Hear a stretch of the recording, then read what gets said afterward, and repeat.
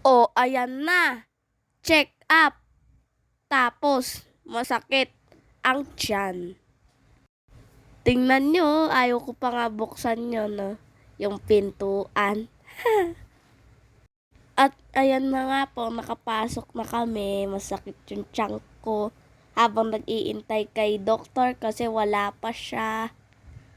Nasa waiting area lang po kami niyan. Sabi po kasi malapit na po siya kaya pumunta po dyan kami sa clinic niya. Sana. Excuse me po sa short, ah. Okay. Ayan, nasa bahay na po kami. Kakain na po ako ng lunch. Yung iba ko po recess, inain ko na po habang bumibili ng gamot si mama.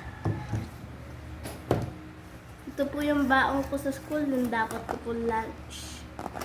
May goma pa siya kasi puno-puno yan eh. Gusto ko pang gamitin. Baka daw makulangan ako eh. Kaya pinuno ni mama. O siya, kain tayo. Ano itong gustong gamitin? Oh, kita niyo, puno-puno, di ba? Kakainin ko lahat yan, pati baunan. Hehehe. Wow! Yung po palang dumating na parcel sa akin pala. Kaya, kumuha ako ng gunting.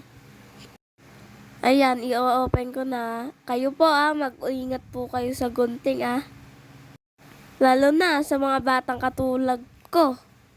Baka masugatan kayo, lalabas yung pori dyan. Kaya kayo, yan na.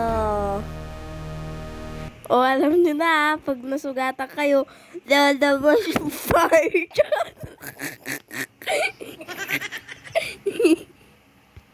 O siya, bilangan ko muna yung order ko. 2 minutes.